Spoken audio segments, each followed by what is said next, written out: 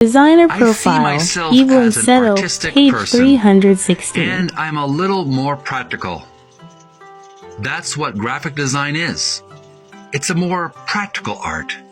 It's solving someone's communication problems. And the practicality of that always appealed to me. We're going to learn about another design profile, EVELYN Seto, in just a few minutes on Video Gamers Oasis on TikTok. Stay tuned. How's it going? It's your lovable buddy, Jeremy again, back on TikTok, Video Gamers Oasis, with another reading of the book Art of Atari by Tim Lapetino. We're in our final section from Industrial Design.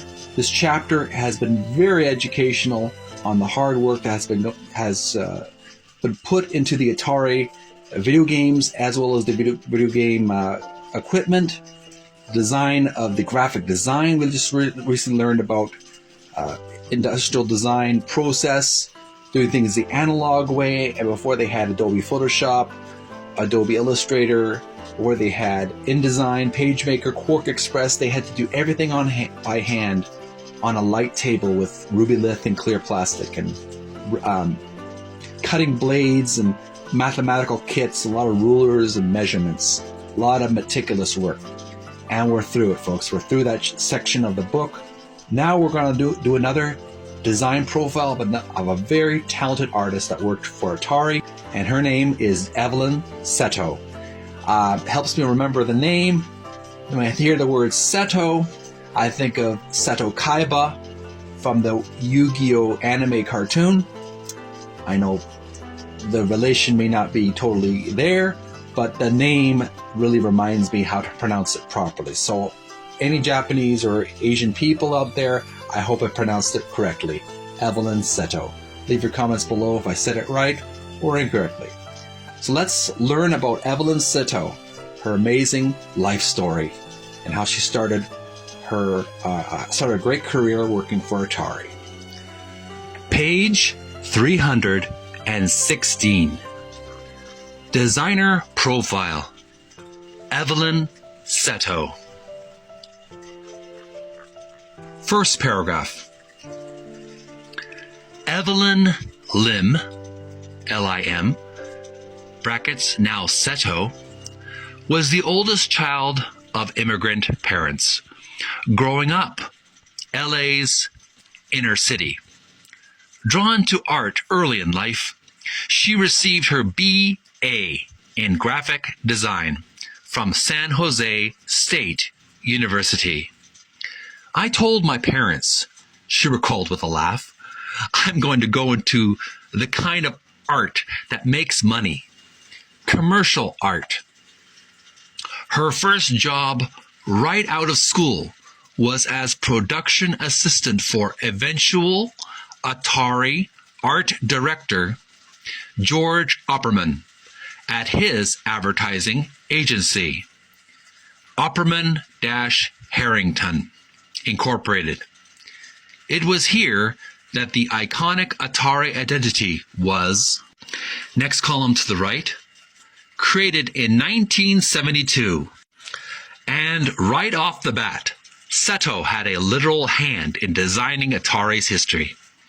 I inked the original, brackets, Atari logo, she said. I inked it and handled the production with George. In 1973, after nearly 2 years at O-H, Seto began looking for opportunities beyond what O-H could offer. As a small firm, O-H couldn't give her much room for growth. But she found a place to develop within another Silicon Valley fixture, at Hewlett-Packard. At that time, Seto explained, they were just starting their first consumer product, calculators. There, she designed packaging, manuals, and generally supported HP's foray into the consumer market. But in 1976, the company announced that Seto's division would be moving to Oregon. Word apparently traveled that she might soon be in the market for a new position when she received a call from a familiar voice. In June of that year, I got a call from George telling me he was going inside Atari, brackets, as art director. She said he needed an assistant and wanted to me, there must be some kind of grammatical error in this type, and wanted me to come work for him. I didn't think I would ever work for George again, but he must have valued my judgment and work ethic. He needed someone to do the practical stuff, some of the things that he didn't want to work on. I took the job, thinking it was temporary, when I looked for something else. George and I had facing desks in a small corridor, she continued, with our drawing boards opposite our desks. That was pretty much all the room we had. As George's, next column to the right, assistant, I helped build up the art department and production and would pre-screen artists for him to interview as we started to build the team. There may have been 3 or 4 of us on the graphics team before we moved from Los Gatos to our new digs on Boregas. Eventually, there were 8 of us, including Bob Flemate, Jim Kelly, and Steve Hendricks, who were the primary illustrators for the coin-op games. Seto had known Opperman for a long time, but it wasn't exactly an intimate working relationship. On a deep level, Seto said, I think George was a nice man who lived and breathed design and graphics. He was a hard-working, intense man. He didn't chit-chat much, so I didn't get to know him on a personal level all that well.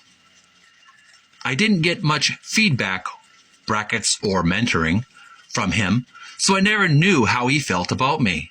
We didn't have that kind of relationship. It may have been the times, too. I was the only woman in the department. In those years, many electronics companies definitely had more men than women in most departments. While Seto was valued for her work ethic and production skills, she believed her lack of illustration background made her less useful within coin-op. It took a move to the consumer division, with its focus on packaging and identity design, for her to develop creatively. For me to grow as a designer, I had to move on to consumer. I came over as a graphic designer when consumer was expanding rapidly. Steve, and we're going to stop right here. We've run out of time for this video, so we're going to take a quick break. Stay subscribed to Video Gamers Oasis on TikTok as well as YouTube, and we will continue the second half of this designer profile of EVELYN Seto on page 317. So stay tuned for that. And this is Jeremy from Video Gamers Oasis signing out for just a few minutes. Thanks for watching. Bye for now.